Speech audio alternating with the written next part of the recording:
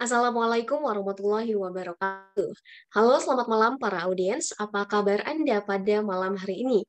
Senang sekali selama 60 menit ke depan, My Ilkom terbuka, santun, dan kritis kembali hadir menyapa Anda. Bersama saya, Lina Karlina, kita ikuti My Ilkom selengkapnya. Para audiens, malam ini telah hadir dua narasumber yang akan mendiskusikan perihal jurnalisme saat realita lapangan tak sesuai idealisme. Untuk narasumber yang pertama, ada video jurnalis Net TV, yaitu Kak Anan Surya. Halo, selamat malam Kak Anan. Halo, Assalamualaikum semuanya, salam kenal. Ya, waalaikumsalam Kak Anan. Terima kasih atas waktunya karena menyempatkan hadir untuk mengikuti talk show My Ilkom pada malam hari ini. Dan untuk narasumber yang kedua, ada dosen sekaligus Kaprodi Ilmu Komunikasi Jurnalistik, Bapak Dr. Enjang Muhaimin, MAG. Halo, selamat malam Bapak. Selamat malam, Assalamualaikum. Waalaikumsalam Bapak. Terima kasih atas waktunya karena menyempatkan hadir untuk menjadi narasumber di talk show My Ilkom pada malam hari ini.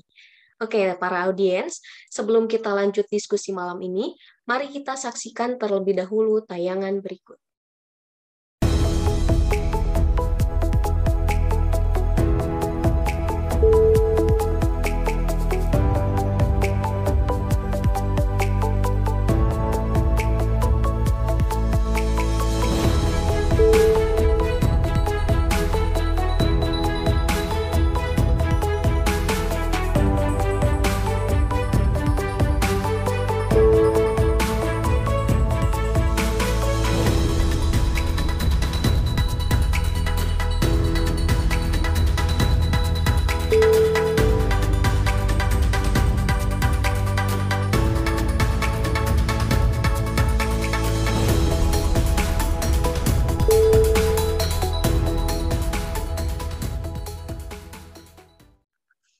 Baik para audiens, sebagaimana yang kita ketahui bahwa perkembangan dan kemajuan teknologi di zaman sekarang ini tentu banyak berdampak pada kehidupan sehari-hari kita maupun aktivitas sehari-hari kita, termasuk berdampak juga pada dunia jurnalistik, di mana pada saat ini, di balik kemajuan serta perkembangan teknologi dan informasi tersebut, banyak sekali fenomena-fenomena yang banyak kita jumpai di kehidupan sehari-hari kita.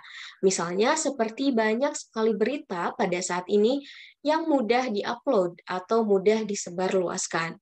Namun di balik itu kita juga mengetahui bahwa idealnya seorang jurnalis dalam dunia jurnalistik itu dalam membuat sebuah berita ialah mereka harus terjun ke lapangan dan melihat dari berbagai sisi kehidupan yang ada.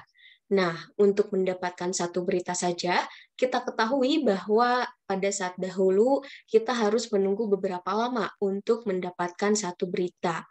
Nah, berbanding terbalik dengan zaman sekarang, di mana banyak sekali berita-berita yang hanya mengambil dari konten YouTube, misalnya. Nah, dengan fenomena seperti itu, apa yang terjadi dan bagaimanakah kinerja wartawan yang harus bisa melihat dari berbagai sisi tersebut? Apakah pudar ataukah bagaimana? Nah, apakah juga ada beberapa faktor tertentu yang mempengaruhi kinerja wartawan pada saat zaman sekarang?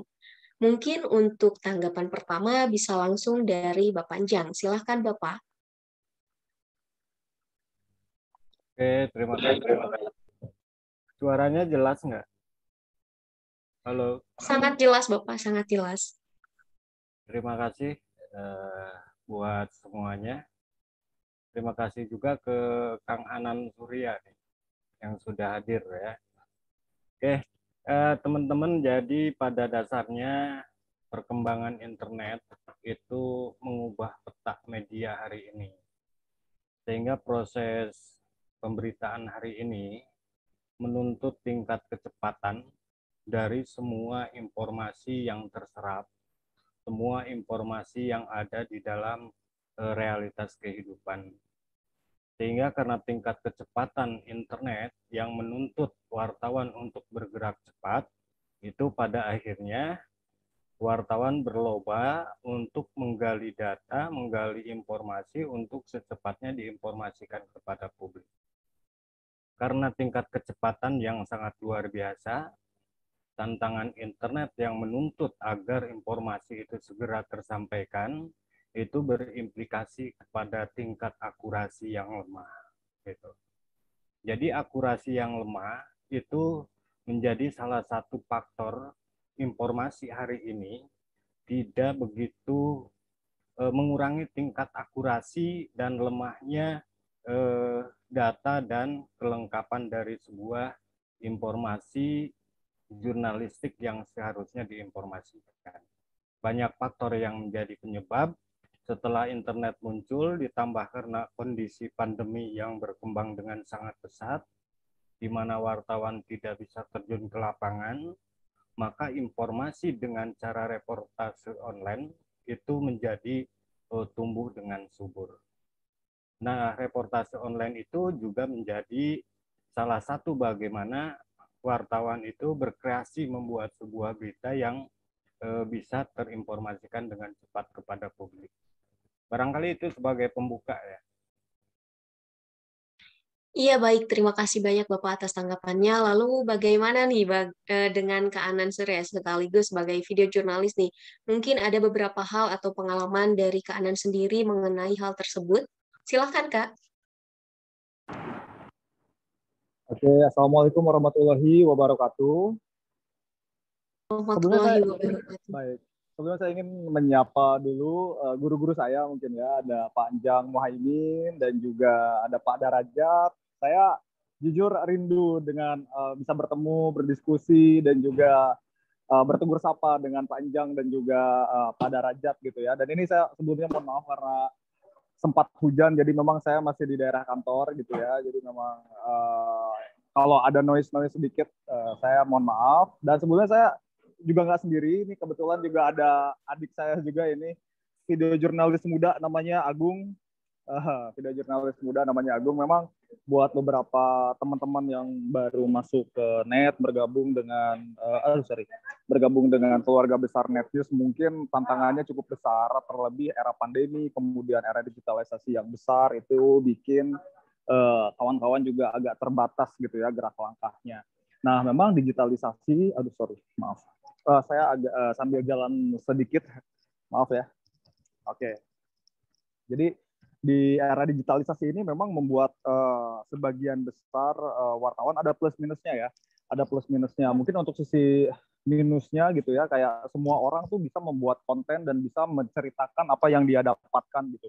Nah, validasinya sayangnya gitu kan, ketika literasi yang tidak terlalu baik gitu ya di generasi masyarakat, di berbagai kalangan gitu ya, sampai akhirnya berita atau informasi yang tidak bisa dipertanggungjawabkan itu justru bisa lebih dipercaya ketimbang media mainstream. Terlebih arus politik dan juga ya tensi politik yang sempat memanas, kemudian mengkubu-kubukan antar media, bahwa media A sudah berpihak ke A, kemudian media B berpihak ke B, begitu, itu membuat kepercayaan masyarakat juga semakin rendah kepada media-media arus utama, yang mana padahal media arus utama bisa memberikan pertanggungjawaban yang lebih konkret terhadap apa yang diinformasikan. Namun memang arus digitalisasi ini membuat informasi semakin tidak terbendung begitu kan. Siapa saja bisa membuat berita atau seakan-akan berita, menginformasikan apa saja yang seolah-olah menjadi berita begitu kan. Banyak buzzer-buzzer begitu kan. Ini menjadi menarik begitu kan, ketika memang di era-era politik waktu itu banyak sekali media-media buzzer yang kemudian masih mengatasnamakan media mainstream.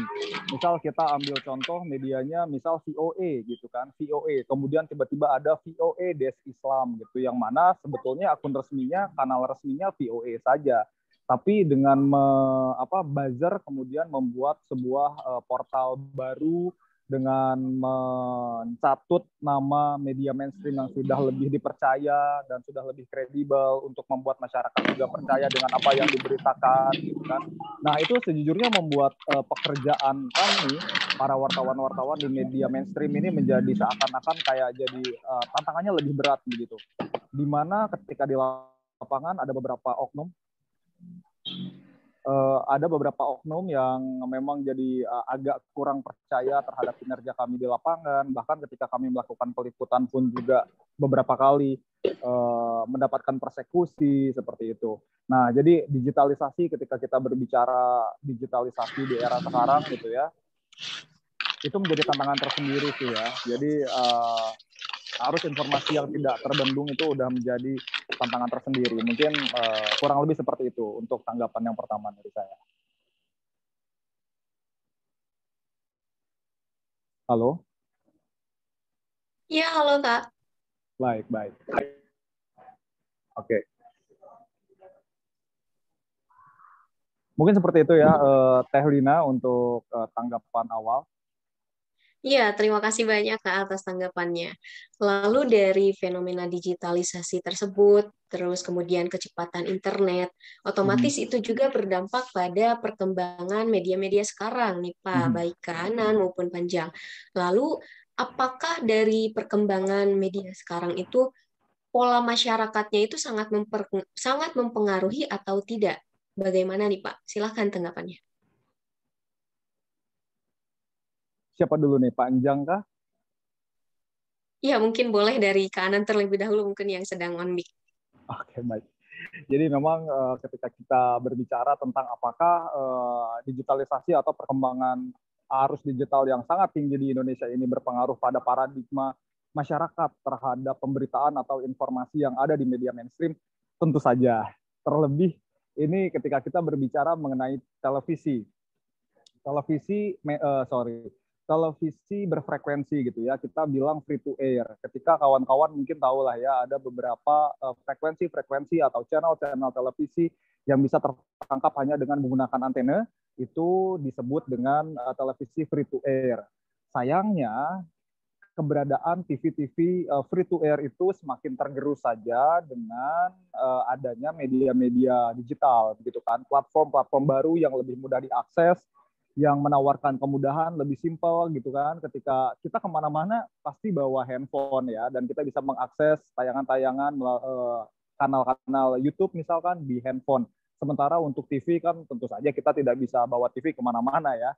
Jadi itu jadi salah satu tantangan yang cukup berat untuk media-media televisi. Kemudian untuk media cetak itu tentu saja media cetak juga sangat mendapatkan pengaruh yang cukup berat gitu ya, atau cukup besar begitu. Karena seperti yang kita tahu, kalau media cetak itu udah pasti ada delay-nya. Berita hari ini baru bisa ditayangkan besok gitu kan, dimuat besok. Maka bagaimana cara berpikir itu mempengaruhi pola kerja wartawannya juga, karena tidak mungkin membuat straight news atau berita update atau menulis berita update di media cetak gitu. Karena udah tentu ketika besok tayangnya atau besok dimuatnya itu sudah basi dan akan kalah dengan media-media digital lainnya.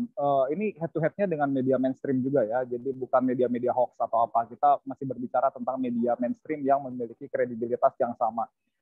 Itu tentu akan kalah dengan contoh detik.com gitu-gitu kan. Ketika misalkan ada update soal apa, itu duluan udah ada gitu. Ketika misal kayak kemarin aja, saya bilang di Net TV itu berita hard news-nya itu tinggal satu waktu ada di siang saja. Namanya Selamat Siang Indonesia. Ini simpelnya saja yang saya alami untuk ngomongin berita update ya, untuk mengupdate berita. Waktu itu BMKG melakukan konferensi pers terkait dengan gempa di Maluku. Tapi sayangnya dilakukan jam 12 siang. Sementara untuk program saya itu tayangnya jam setengah 11 atau jam 11 gitu ya. Sekitar setengah 11 atau jam 11. Nah, jam 12 kemudian yang menjadi kesimpulan dari konferensi pers itu adalah BMKG mencabut status siaga gitu kan. Nah, dan itu sudah tidak mungkin saya beritakan BMKG mencabut status siaga. Karena apa? Itu udah basi ketika esok harinya. Maka kita harus muter otak lagi kan. Para wartawan itu harus gitu sekarang. Harus bisa mencari angle-angle, sidebar apa yang kira-kira timeless. Maksudnya timeless itu tidak terpengaruh oleh waktu gitu kan. Mau hari ini, mau besok, mau minggu depan atau tahun depan itu masih layak dikonsumsi begitu. Nah, itu yang menjadi salah satu mempengaruhi kinerja wartawan di lapangan. Kemudian ketika ngomongin paradigma masyarakat, mungkin masyarakat kalau ngomongin paradigma mungkin nggak tidak sekeras itu juga mungkin ya, tapi ngomongin selera pada akhirnya dan kemudahan akses yang bisa mereka capai atau jangkau gitu. Masyarakat merasa lebih nyaman ketika sekarang update berita dari internet gitu ya. Apapun itu platformnya, baik itu media arus utama yang digital gitu kan, atau mungkin melalui Instagram, bahkan di TikTok pun sekarang sudah bisa update berita begitu. Nah, jadi ketika kemudahan-kemudahan sudah ditawarkan oleh digital gitu kan, banyak masyarakat yang kemudian berpindah ke situ. Terlebih ketika misalkan kalau televisi ya, televisi itu cuma ada di rumah atau di spot-spot tertentu yang tidak bisa diakses setiap waktu. Sementara kegiatan orang-orang sekarang ada di luar, begitu kan. Tentu yang menjadi basis utama untuk informasinya adalah media-media digital seperti itu. Nah, mungkin tanggapannya seperti itu sih. Kalau untuk paradigma secara utuh gitu kan, secara pribadi saya belum mendapatkan data validnya terkait apa yang masyarakat pikirkan tentang digitalisasi begitu. Tapi yang kami rasakan saja, yang saya rasakan adalah seperti itu, begitu untuk Teh Lina. Iya, baik, terima kasih untuk Kak Anam. Lalu selanjutnya untuk Bapak Panjang. Silakan Pak tanggapannya. Oke, terima kasih. Itu real ya di lapangan. Tentang bagaimana sebuah media, tentu di dalamnya wartawan, kemudian teknologi, kemudian masyarakat, itu tidak mau tidak terjadi saling mempengaruhi.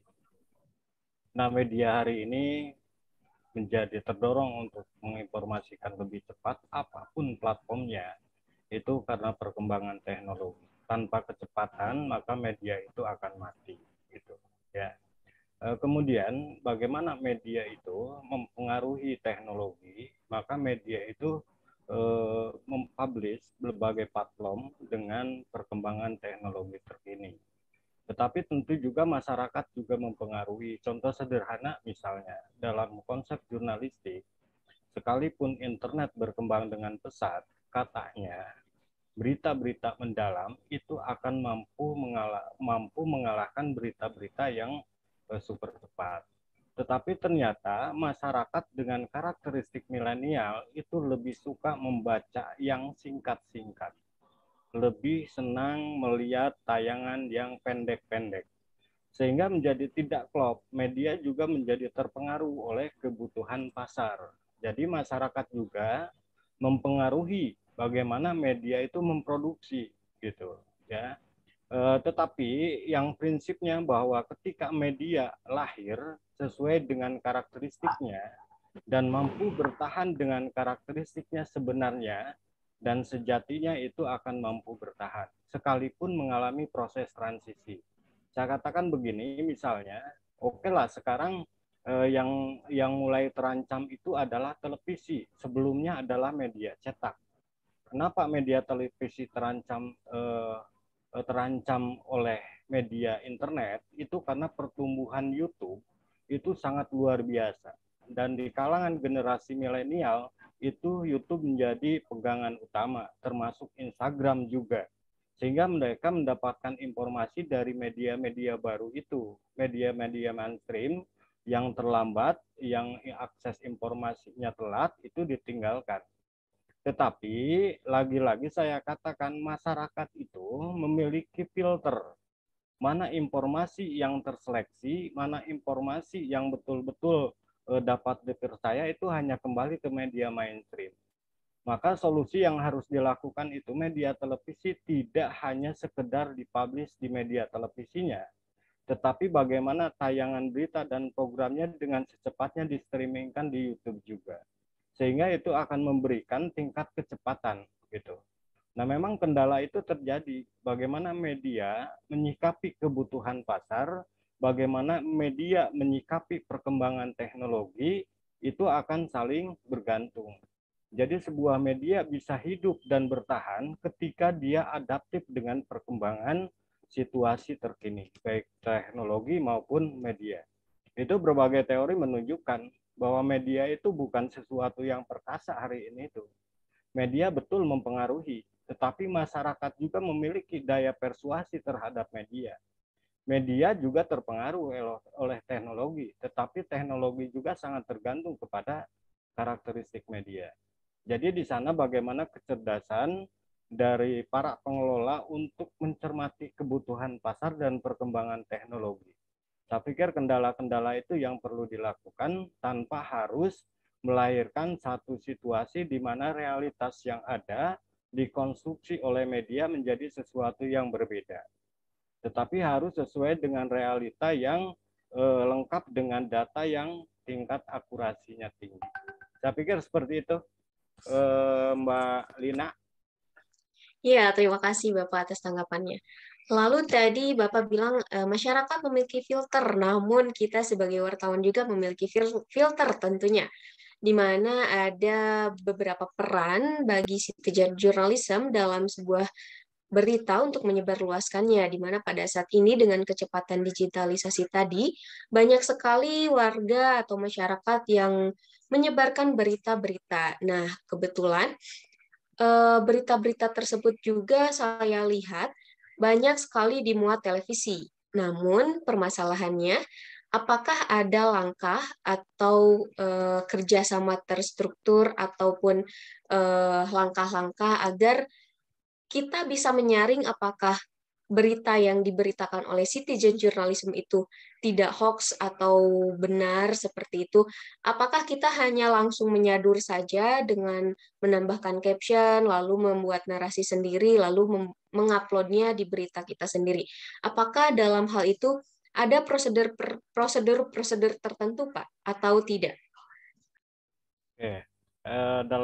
Dalam konsep jurnalistik ya, regulasi jurnalistik itu semua informasi harus terverifikasi, harus terkonfirmasi. Berbeda dengan media sosial yang hari ini, misalnya detik ini saya menerima video tentang ledakan sebuah gedung pejabat misalnya, itu mudah saja saya share gitu, tanpa harus saya verifikasi ini sumbernya dari mana.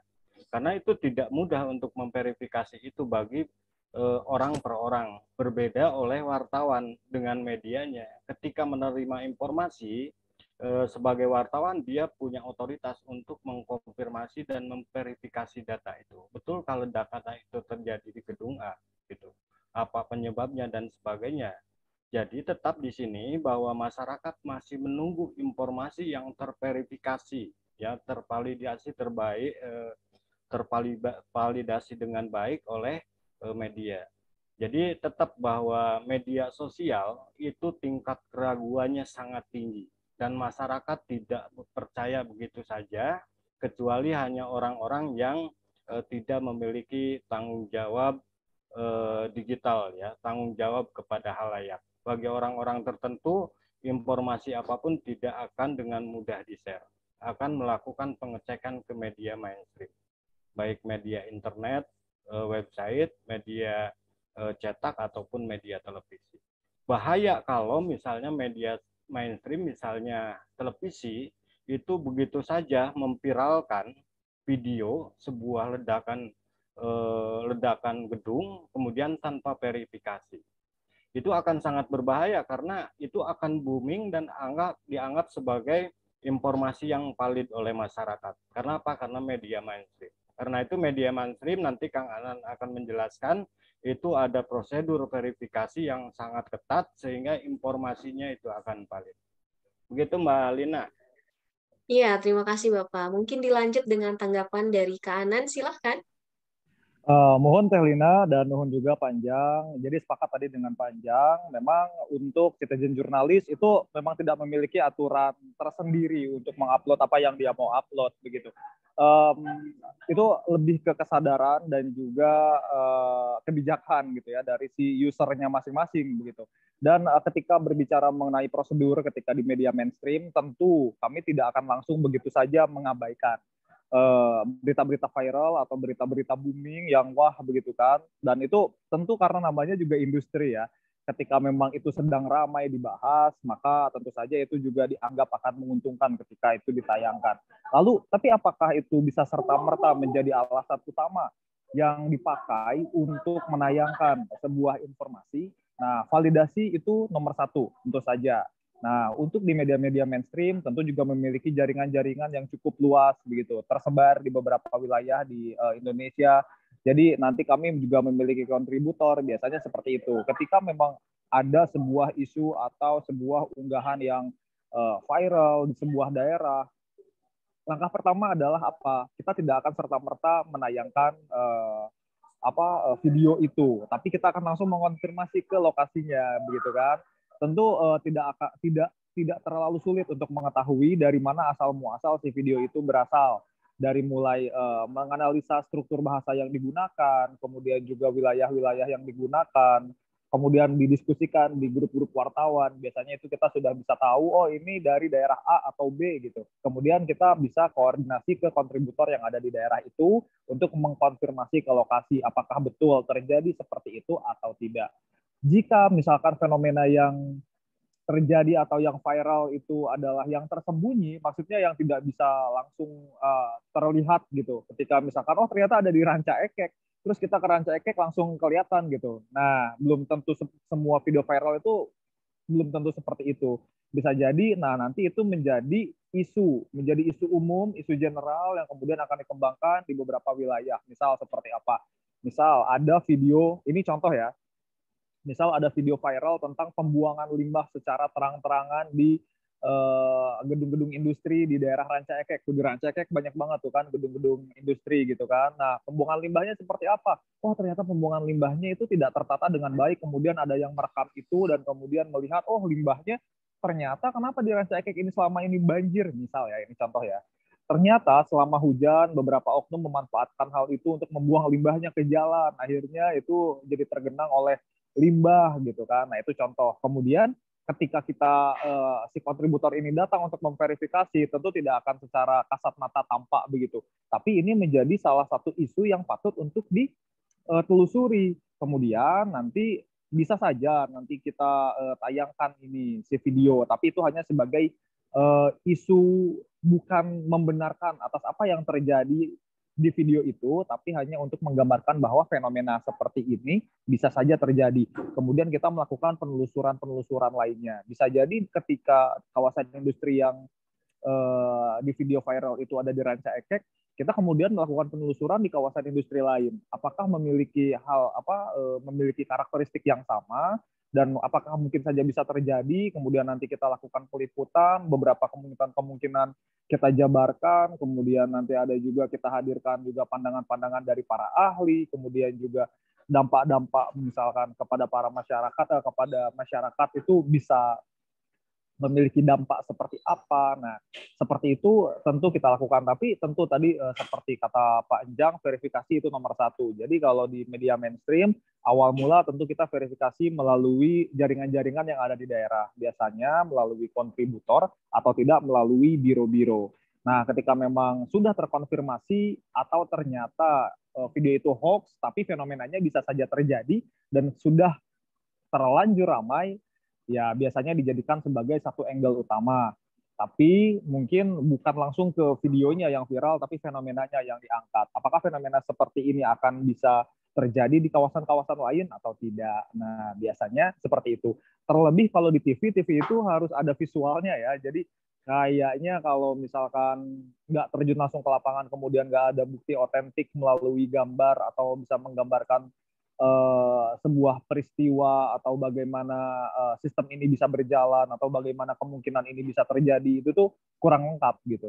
Berbeda dengan misalkan kalau di koran atau di media tulis online gitu kan, ketika hanya statement dari telepon pun itu sudah bisa jadi satu berita. Namun kalau di TV, statement juga harus ada gambarnya, biasanya seperti itu. Jadi verifikasi itu nomor satu. Ketika ada video viral, kita akan langsung cek dulu ke lapangan sebelum menayangkan. Seperti itu. Ya, terima kasih banyak Kanan atas tanggapannya. Lalu kita beralih ke pertanyaan selanjutnya, di mana atas perkembangan dan kemajuan teknologi dan informasi ini, dan banyak masyarakat yang bisa mengatakan bahwa wartawan sekarang sepertinya malas bekerja, padahal kita ketahui bahwa salah satu kewajiban menjadi seorang wartawan itu adalah mencari, mengolah, dan menyebarluaskan secara terus-menerus sebuah berita. Namun dengan banyaknya beberapa berita yang hanya menyadur dari konten YouTube misalnya, banyak sekali masyarakat yang menyebutkan bahwa wartawan sekarang ini sedikit malas untuk bekerja. Lalu di masa sekarang ini, di mana pandemi khususnya, karena segala keterbatasan, sebagaimanakah idealnya wartawan pada saat hari ini, Pak? Silahkan tanggapannya. Sama siapa, Mbak Lina? Dari Bapak dulu mungkin bisa. Oke, jadi gini ya,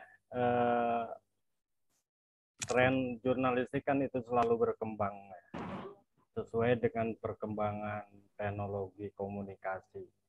Jadi saya tidak menyalahkan sepenuhnya kepada wartawan yang menggali informasi dari dunia maya, termasuk dari YouTube, dari Instagram. Ya. Titik persoalannya bukan sumbernya dari mana gitu, karena konsep jurnalisme sekarang itu ada yang disebut dengan reportase offline dan ada reportase online. Ya, kalau reportase online, wartawan langsung ke TKP di mana peristiwa itu terjadi, di mana pejabat itu ada, di mana narasumber itu bisa ditemui. Itu offline. Nah, teknologi sekarang ada proses mempercepat kerja wartawan dengan cara online. Salah satunya jumpa pers bisa di YouTube, kemudian mengutip pendapat bisa dari acara workshop yang ditayangkan, di live-kan atau di-upload ulang di YouTube. Itu tidak salah. Yang seringkali terjadi mungkin karena tingkat akurasi dan tingkat pengutipan oleh media itu parsial. Ini yang menyebabkan sebuah berita itu tidak lengkap, padahal sebuah berita yang lengkap itu harus dilengkapi dengan latar belakang sebuah pernyataan, latar belakang sebuah peristiwa.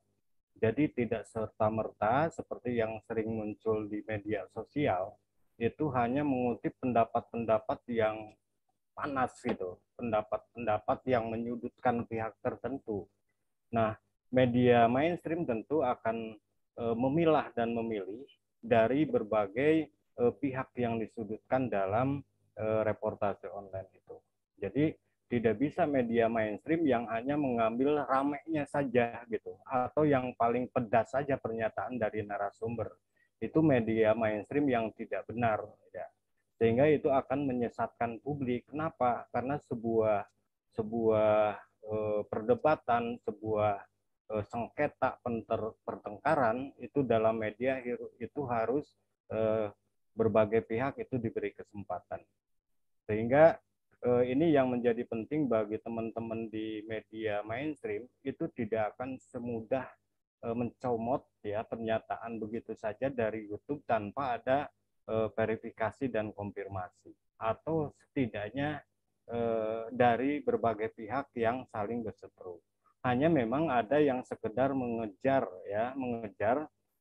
viewer, mengejar kepentingan bisnis semata sehingga ingin cepat dipublish, diambil hal-hal yang pentingnya saja atau hal-hal yang memojokkan pihak lain. Dan itu termasuk kategori jurnalisme yang tidak benar. Ya. Karena dalam jurnalisme itu harus ada cover both side, ya, kemudian check and recheck, kemudian netral, kemudian objektif. Itu menjadi penting dalam konteks kemediaan. Dan saya masih melihat media mainstream masih konsisten dengan itu. Sekalipun ada beberapa media yang karena kepentingan tertentu mengambil dari YouTube ya, tidak bersifat lengkap. Ya, artinya mengutipnya hanya hal-hal yang penting saja, terutama media-media mainstream untuk kepentingan gosip dan sebagainya. Hanya bikin ramai saja gitu. Nah itu yang sebenarnya dari segi kode etik itu terjadi pelanggaran. Itu Mbak Lina ya. Ya, terima kasih banyak Bapak atas tanggapannya. Lalu mungkin bisa ditambahkan oleh Kak Anan. Silakan. Baik, ya menarik sekali tadi, betul sekali saya sepakat dengan Pak Enjang. Dan memang ketika kita menyikapi apakah di era digitalisasi seperti ini, ketika digitalisasi sudah mulai berkembang, kemudian wartawan-wartawan jadi malas begitu. Ketika mungkin eranya ya, ketika ini adalah era pandemi, saya bingung juga sih ketika ini sedang di era pandemi gitu ya. Untuk kami kalau sekarang ini ada yang namanya protokol-protokol yang memang sudah belum bisa dan harus kami patuhi begitu. Untuk contoh sederhana, misal saya karena sekarang bertugas di Istana Negara, nah yang biasanya 2 tahun lalu terakhir kayak di 2019 akhir kami masih bisa langsung bertemu dengan Presiden untuk wawancara, kemudian konfirmasi akan apapun. Namun setelah pandemi terjadi, kemudian protokol-protokol mulai ketat, tidak hanya di istana saja, tapi juga di kementerian-kementerian, bahkan di beberapa lembaga-lembaga yang tidak mengizinkan wartawan untuk datang secara langsung. Jadi ketika memang nanti kami harus wawancara, itu semua link YouTube-nya sudah disediakan oleh biro persnya masing-masing. Dan biasanya jadi ketika apakah itu disebut malas, itu bukan sih. Kalau memang kami bisa bertemu secara langsung, ya kami bertemu secara langsung. Tapi ternyata ada protokol yang tidak bisa kami langgar begitu. Jadi memang kami hanya bisa sampai di press room, kemudian nanti ada kanal YouTube yang di-share di big screen seperti itu, kemudian nanti tanya jawabnya bisa melalui kolom chat, atau nanti biasanya ada satu kanal yang menghubungkan langsung kami dengan pihak yang akan kami wawancara. Dan itu memang menjadi keterbatasan tersendiri sih sebetulnya, karena memang tidak bisa leluasa untuk kemudian mengorek-orek informasi. Itu yang pertama. Yang kedua, memang untuk semua video atau kutipan-kutipan, ketika kalaupun memang harus diambil dan belum bisa kami konfirmasi, karena di era COVID pandemi seperti ini memang agak sulit juga untuk bisa bersinggungan langsung dengan beberapa pihak, jadi memang ada delay-nya. Jadi apa yang biasa kami lakukan ketika ada sebuah statement yang bombastis begitu. Namun kemudian kembali lagi ya, karena namanya juga industri, yang dicari itu adalah laba begitu. Ketika memang hal sedang ramai diperbincangkan, kendati belum bisa kami konfirmasi secara langsung kepada si pemberi statementnya, kami akan melakukan verifikasi dan juga konfirmasi kepada pihak-pihak yang terkait dengan si orang itu. Misal nih si A mengeluarkan statement yang kontroversial. Apakah akan kami cut off terang-terangan atau langsung aja kami cut off gitu ya, kami boykot dan nggak akan kita tayangkan sebelum ada konfirmasi lanjutan dari pihak yang berstatement? Tentu tidak. Bisa jadi tetap kami tayangkan meskipun belum ada verifikasi atau konfirmasi, tapi tentu dibarengi dengan statement dari pihak-pihak yang terkait dengan hal itu. Misalnya nih soal seseorang yang mengomentari tentang keimanan orang lain atau keimanan politikus lain gitu kan. Ya, namanya keimanan kita cuma bisa konfirmasi kepada orang yang dituduh itu ya. Misalkan dia mengomentari keimanan saya bahwa keimanan saya ini sudah convert misalkan. Ya tentu yang bisa dimintai konfirmasi cuma saya gitu. Tapi kenapa ya, ini contoh ya, contoh. Lalu pihak media belum bisa konfirmasi baik pada saya maupun pada si pemberi statement. Nah, kita akan tayangkan, tapi kita juga akan melakukan verifikasi atau konfirmasi ke pihak-pihak yang terkait, baik itu yang terkait dengan saya atau yang terkait dengan si pemberi komentar. Biasanya seperti itu. Jadi memang nggak secara gamblang. Mungkin memang ada beberapa, tapi maksudnya beberapa itu bukan hard news ya. Kayak misalkan kalau di TV sebelah ada namanya on the spot, kalau di TV saya ada namanya like it gitu kan. Itu kan dari konten-konten YouTube ya, tapi kan itu bukan berita hard news yang kemudian itu cuma buat fun gitu kan, buat hiburan gitu. Jadi tanpa harus ada konfirmasi, dan yang kita narasikan pun kan misalkan 5 makanan paling enak di Cibiru misal, itu kan cuma buat fun aja gitu. Kalau hal-hal seperti itu sih saya rasa bisa langsung ditayangkan begitu tanpa harus ada konfirmasi dari orang-orang Cibiru, kemudian ada survei apa betul gitu kan bakmi ini jadi yang paling populer atau tidak, seperti itu. Tapi tentu verifikasi dan konfirmasi itu jadi elemen utama, meskipun tidak dilontarkan langsung kepada si empunya statement atau si yang orang tertuduh gitu ya. Tetapi tetap di lingkaran yang atau orang-orang yang punya kapasitas untuk menjawab lah, paling tidak begitu.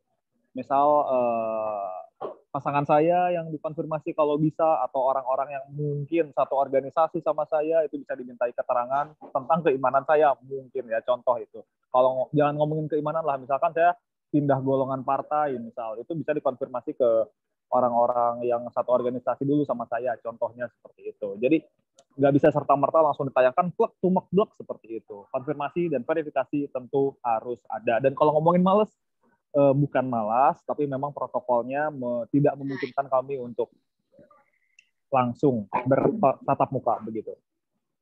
Ya, terima kasih Panjang dan Kanan atas tanggapannya. Lalu untuk mendukung diskusi kita pada malam hari ini, saya buka kesempatan untuk para audiens untuk bertanya pada narasumber secara langsung dengan cara raise hand terlebih dahulu, lalu mengaktifkan kamera dan mikrofonnya. Silakan bagi para audiens yang ingin bertanya. Iya, boleh. Di sini ada dari Novanca.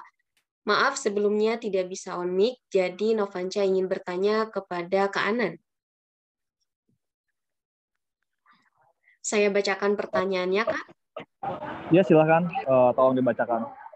Ya. Dengan realita era digitalisasi yang terjadi saat ini, bagaimana pandangan Kak Anan dengan masa depan jurnalis ataupun lulusan jurnalistik ke depannya? Mengingat saat ini sudah banyak juga para citizen journalism yang menginformasikan informasi terkini lewat media sosial. Artinya, tidak harus mengenyam pendidikan formal jurnalis agar bisa menjadi seorang jurnalis. Silakan, Kak. Baik, terima kasih banyak. Tadi siapa nama penanyanya? Ya, terima kasih banyak atas pertanyaannya, Novanca. Memang ini menjadi salah satu isu yang cukup hangat ya untuk digaungkan di era sekarang begitu. Memang setelah kebebasan informasi ini kayak seolah-olah tidak terbatas begitu. Memang beberapa orang menganggap atau mungkin kami pun merasa kayak jurnalis itu menjadi profesi yang murah seperti itu. Tapi poin yang harus kita ingat adalah ketika digitalisasi ini berkembang, memang yang berubah hanya platformnya saja. Untuk value, untuk nilai, untuk ilmu, itu akan tetap sama.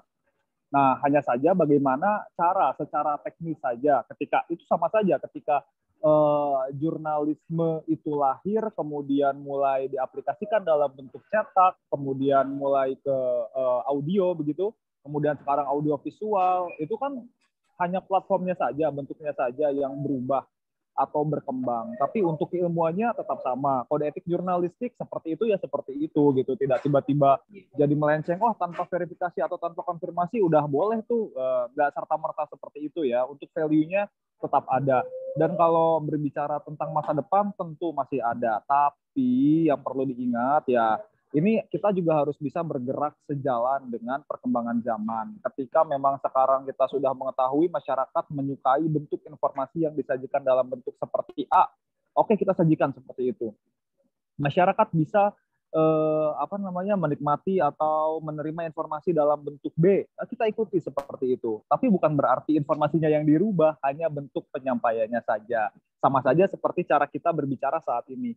Ketika biasanya seminar-seminar atau forum-forum semacam ini dilakukan secara offline, sekarang kita lakukan secara online. Tapi materi dan juga value yang kita diskusikan itu tetap sama. Yang penting nilai-nilainya tetap sama.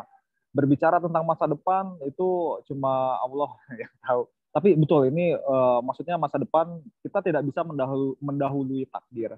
Yang penting niat kita tetap sama, kita tetap tidak ingin atau niat kita tetap mempertahankan kualitas jurnalisme gitu. Ketika kita memang menjadi pelaku-pelakunya, mahasiswa atau mungkin praktisi atau mungkin akademisi yang memang konsen di bidang jurnalisme dan juga komunikasi, bisa bantu dengan tidak menurunkan standar atau kualitas yang ada. Yang ada juga kan harusnya teman-teman atau orang-orang konten kreator itu yang bisa kita bawa dan kita arahkan untuk bisa menjaga nilai-nilai jurnalistik begitu.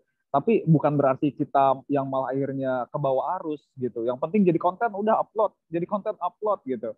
Nah, jadi mungkin platformnya bisa berubah-ubah tapi value-nya tetap kita jaga aja. Nilai jurnalistiknya tetap seperti itu. Mungkin gitu ya. Kalau ngomongin masa depan, itu bukan ranah saya. Ya, baik. Terima kasih Kak Anan. Mungkin ada tanggapan lain dari Panjang?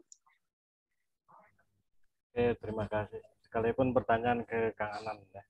Saya sedikit menambahkan saja tentang prediksi profesi jurnalis. itu tidak akan mati kalau saya membaca indikator-indikator perkembangan teknologi ke depan. Justru semakin dibutuhkan. Kenapa? Karena hari ini profesi yang memberikan informasi, yang edukasi, mengontrol, dan memberikan hiburan secara terseleksi adalah para jurnalis.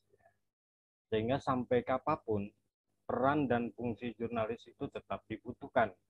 Kalaupun berubah platform, berubah media, tetap saja posisi jurnalis itu akan tetap dibutuhkan. Sekarang misalnya banyak siapapun bisa bikin informasi, tetapi tidak setiap orang bisa bikin berita. Itu yang perlu dicatat. Informasi itu bukan berita. Berita itu informasi yang sudah terseleksi, yang digali oleh wartawan. Sehingga sampai kapanpun profesi jurnalis itu akan diperlukan. Satu itu. Yang kedua, bahwa profesi jurnalis itu menjadi sangat penting perannya sebagai kekuatan keempat, ya, untuk melakukan koreksi berbagai otoritas kekuatan yang selama ini berkuasa. Jadi kalau jurnalis dengan medianya ambruk, maka dunia akan ambruk dengan sendirinya dan dikuasai oleh segelintir orang, gitu. Ya, hanya tinggal bagaimana jurnalis ke depan itu mampu lebih membangun kompetensi yang sesuai dengan zamannya. Yang kedua, mampu membangun jejaring yang lebih kuat. Yang ketiganya lah mampu lebih kritis, mencermati dan mengkritisi kondisi yang ada sehingga dunia akan menjadi lebih baik. Karena rusaknya dunia itu karena pasifnya wartawan dalam mengoreksi kesalahan yang terjadi. Mungkin itu tambahannya.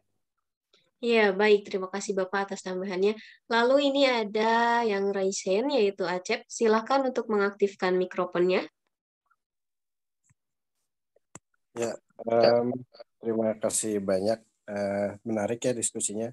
Terima kasih banyak untuk Pak Anjang dan Kang Anan. Terima kasih juga untuk Mbak Rina ya, moderator. Saya mungkin yang pertama meneruskan statement barusan dari Pak Anjang, dan saya sangat setuju ya bahwa bahkan bukan hanya akan tetap bertahan, tapi jurnalis itu bahkan sekarang saya pikir mungkin jurnalis itu bahkan sangat lebih dibutuhkan sekarang daripada zaman-zaman sebelumnya. Kenapa? Karena sekarang kita mengalami yang namanya kekacauan informasi gitu. Orang bukan hanya bisa tersesat, orang bisa berantem karena informasi. Dan peran orang yang bisa memungkinkan semua itu kembali tertata, orang-orang bisa memilih informasi secara rasional, itu jurnalis. Jadi jurnalis itu bukan hanya tetap bertahan, tapi bahkan makin dibutuhkan sebenarnya sekarang. Jadi saya sangat setuju dengan Pak Anjang. Kemudian saya ada satu pertanyaan tentang ini untuk Pak Anjang dan juga untuk Kang Anan ya, tentang model bisnis sebenarnya. Ketika kita bicara tentang kemunculan media sosial kan seringkali di satu sisi dianggap sebagai ya, tantangan, tapi kita juga tahu bahwa ada banyak sekali media mainstream, sering disebut, sekarang sudah memanfaatkan media sosial, dan seringkali ketika mereka menggunakan media sosial, mereka diuntungkan dalam tanda petik karena mereka sudah punya nama besar. Sehingga begitu mereka bikin akun Instagram atau akun YouTube, followersnya langsung banyak gitu. Nah, pertanyaan saya adalah bagaimana ini implikasi ke model bisnisnya. Saya berpikir jangan-jangan nanti bahkan media itu bisa mendapatkan uang justru lebih banyak dari media sosial daripada ketika mereka memanfaatkan yang website base dan dia mengandalkan iklan-iklan misalnya, ya dari iklan aja gitu kebanyakan gitu.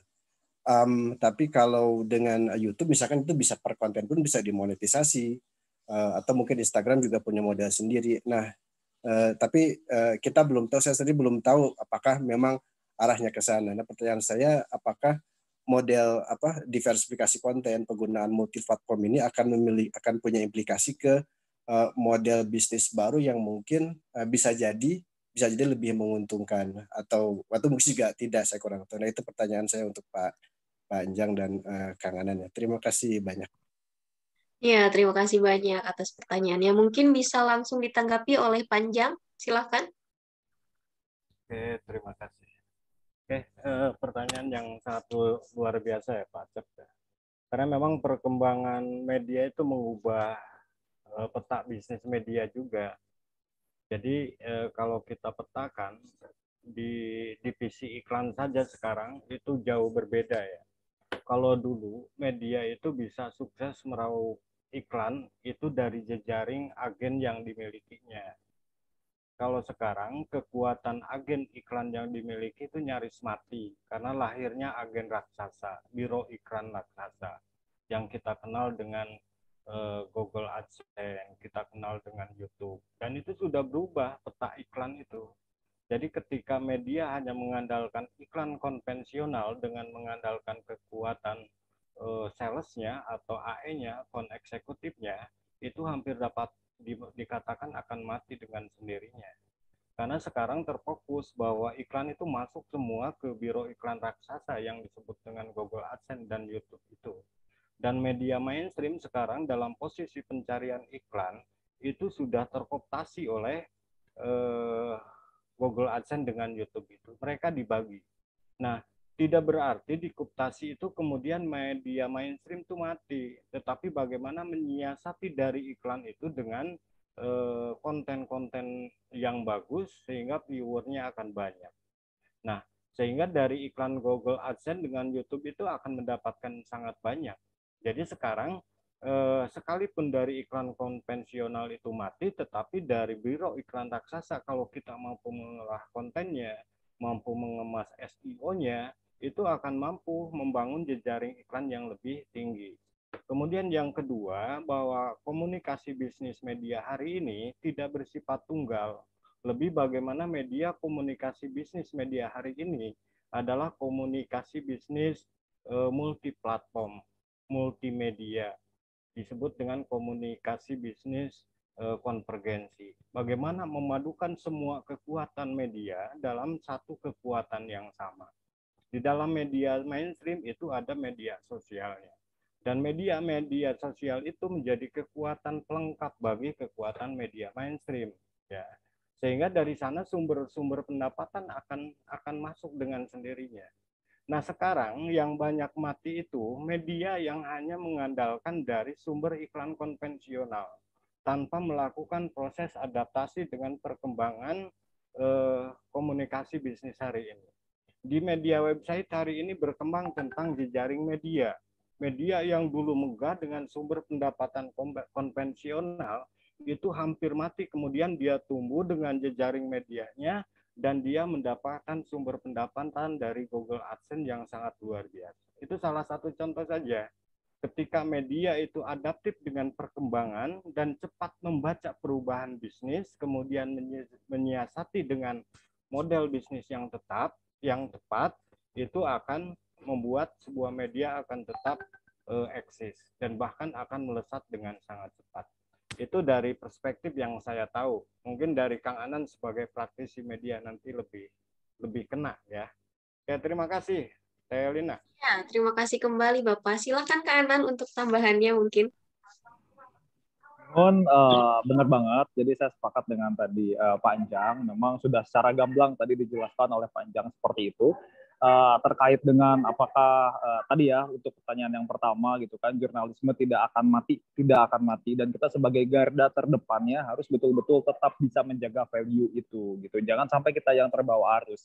Kita berbicara dulu tentang selain idealisme ada realisme gitu ya. Jadi memang nanti ini yang menjadi tantangan. Ini yang menjadi tantangan. Ketika memang dianggap murah pekerjaan jurnalis, dianggap murah, kemudian idealisme itu bisa saja tergadaikan. Itu sangat mungkin ya, banyak sekali rekan-rekan mungkin di lapangan yang sudah tampak seperti itu, menurunkan kualitas pekerjaannya atau bahkan kualitas informasi yang disajikannya, mungkin seperti itu sedikitnya ya. Jadi mungkin ini kita semua gitu ya harus menjadi garda terdepan untuk tetap menjaga kualitas atau nilai-nilai dari jurnalisme seperti itu. Untuk kemudian dari sisi bisnis kita tidak bisa memungkiri itu ya. Memang kalau TV yang lebih saya tahu, kalau TV itu biasanya ada yang namanya rating dan juga share begitu. Dan ini sudah ada dugaan di monopoli begitu ya, atau dimonopoli oleh sejumlah orang begitu. Karena memang kenapa beberapa share dan juga rating cuma ada satu lembaganya, namanya lembaga Nielsen begitu. Beberapa orang-orang atau praktisi-praktisi yang memang sudah ada di level-level tinggi sempat menggugat itu atau sempat mengajukan kepada pemerintah agar ada lembaga-lembaga yang kemudian mengawasi si Nielsen atau mungkin media atau lembaga-lembaga yang menandingi lah paling tidak begitu dan memiliki kekuatan yang cukup untuk bisa mengetahui share, tingkatan share, rating seperti itu. Karena itu kalau secara harga juga pasti menentukan dong gitu ya. Ketika ratingnya tinggi tentu harga iklannya pun tinggi, uang yang masuknya pun juga bisa sama-sama tinggi. Itu dari iklan-iklan konvensional. Iklan konvensional bisa iklan seperti itu atau berita-berita advertorial. Ketika kita berbicara tentang berita advertorial untuk dari kementerian atau mungkin dari pemerintah daerah untuk mengiklankan program-programnya di televisi itu masih menjadi sebuah pride gitu ya bagi mereka dengan kemasan-kemasan yang mungkin juga lebih profesional, maksudnya lebih rapi dan juga sudah ada contoh-contohnya misal seperti itu. Itu hampir setiap tahun pasti masih ada begitu kan. Dan untuk media sosial ketika sekarang memang sudah menginjak ke era konvergensi begitu, satu pemilik media bisa memiliki lebih dari satu lebih dari satu media begitu, bisa dari TV-nya ada, korannya ada, kemudian media sosialnya juga ada begitu. Jadi sudah tidak heran, itu sudah pasti dari platform-platform lain pun itu nggak dimonet begitu. Itu pun bisa jadi sumber-sumber pendanaan seperti itu. Jadi ketika berbicara tentang bisnis sudah pasti itu tidak akan menggantungkan hanya di satu sumber saja begitu. Ketika bisa meraup keuntungan yang lebih besar, kenapa tidak begitu kan? Jadi ketika berbicara tentang bisnis seperti itu, ya mungkin tambahan dari saya mungkin seperti itu. Teh Lina. Iya, terima kasih banyak Kak atas tambahannya. Mungkin bagaimana Pak Acep, apakah jawabannya sudah cukup? Iya, terima kasih katanya. Lalu ini Terima ada kasih. dari Nanda. Mungkin silahkan Nanda untuk mengaktifkan mikrofonnya. Terima kasih moderator atas kesempatannya. Izin bertanya kepada Pak Enjang dan juga Kang Anan. Di zaman sekarang kan banyak ya pemberitaan lewat media online. Nah, sebetulnya apakah ada perbedaan antara jurnalis yang menyajikan berita di media online dan jurnalis yang menyediakan berita di media televisi? Seperti itu. Terima kasih. Iya, sama-sama Nanda. Mungkin bisa langsung dijawab oleh Kak Anan mungkin. Silakan Kak Anan. Ya, terima kasih atas pertanyaannya ya. Ketika berbicara mengenai karakteristik peliputan dan juga penayangan berita baik di online dan juga televisi, tentu saja itu berbeda begitu. Ketika televisi sendiri, apalagi bukan televisi berita ya, untuk televisi itu kita bagi dua dulu nih. Ada TV kategori TV berita, seperti yang kita tahu ada Metro TV, ada TV One, Kompas, CNN, begitu. Itu slotnya tuh banyak banget dan itu kayak buat berita semua. Jadi ketika memang ada update informasi apapun bisa dengan leluasa untuk melakukan breaking news atau live report karena memang jam-jam banyak sekali jam-jam yang menyuguhkan slot-slot berita. Tapi ketika untuk TV non berita seperti TV Net TV atau mungkin TV-TV lain seperti SCTV, RCTI mungkin ya, itu yang bukan TV berita tentu ada waktu-waktu tersendiri untuk melakukan update berita.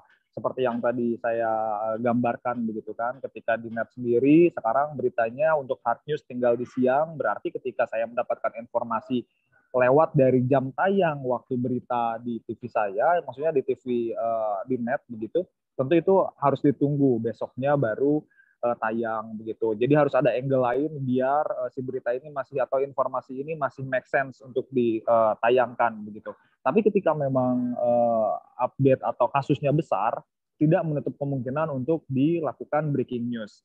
Itu satu. Yang kedua, untuk media online, nah media online juga ada beberapa karakter nih. Untuk kayak mungkin kayak Detik, Kumparan yang mengandalkan kecepatan, ketika ada breaking bisa langsung diberitakan atau diupload pada saat itu juga. Bahkan ketika memang si jurnalisnya sudah bisa memverifikasi bahwa kondisi atau keadaan itu valid, maka itu udah bisa dilakukan update sementara bahwa misal ada banjir gitu ya, ada banjir di Zimbabwe atau jangan misalkan ada banjir di mana gitu ya, di Cibiru aja lah ya, misal banjir di Cibiru gitu. ketinggian air mencapai 1 meter. Nah, misal seperti itu udah bisa tuh jadi berita dulu gitu ya, dinaikkan dulu gitu biasanya buat berita pembuka, karena wartawannya sudah sampai ke sana dan itu valid bahwa di sana ada banjir setinggi 1 meter. Nah, itu jadi kecepatannya bisa lebih gitu dibanding televisi yang non berita ya. Kalau yang TV berita bisa langsung. Jadi ada delay, yang satu tanpa delay yang besar sih, seperti itu ya. Kalau untuk ngomongin perbedaan ya, mungkin kayak gitu, Telina. Ya, terima kasih. Mungkin bisa dilanjut oleh tanggapan dari Pak Enjang. Silahkan. Terima kasih. Sedikit menambahkan ya, kalau media online itu kan lebih ke continuity news ya, berita yang berkelanjutan. Nah, continuity news itu memberikan kemudahan bagi media online untuk menginformasikan seberapa banyak informasi yang dia miliki itu bisa langsung di-upload, bisa langsung diberitakan. Tentu saja sebuah media online yang akan diakses oleh orang-orang, oleh halayak, itu adalah yang beritanya continuity news, sebuah peristiwa yang kemudian secara beruntun gitu diberitakan dari A sampai Z. Nah, kalau televisi karena ada pengambilan biaya produksi waktu produksi yang agak berbeda dengan media cetak, dengan media online, itu membuat tingkat kesulitan tersendiri. Jadi media televisi itu lebih antara developing news dengan continuity news itu. Jadi antara di tengah itu, mendalam tidak, tetapi berkelanjutan juga tidak juga gitu, karena keterbatasan itu. Nah, tentu masing-masing karena karakteristik media online dengan televisi itu berbeda, masing-masing halayak punya masing-masing media punya segmennya gitu. Misalnya saya lebih suka lihat TV karena ada gambarnya juga kan, ada fakta visualnya, ada sinkronisasinya. Nah, saya suka lihat media online mungkin sebagai informasi awal gitu, sebuah peristiwa itu sampai perkembangan terakhir. Nah, bahkan nanti kita akan endingnya itu di media cetak untuk pendalamannya. Media cetaknya mungkin di majalahnya gitu. Kita akan melihat lebih dalam lagi. Jadi setiap media punya karakteristik. Karena karakteristik itulah media sebenarnya tidak harus mati gitu. Setiap media tidak harus mati kalau setiap media sesuai dengan karakteristiknya. Itu Telina ya. Tadi Ya, baik. Terima kasih Bapak atas tambahannya. Bagaimana Nanda? Apakah jawabannya sudah cukup?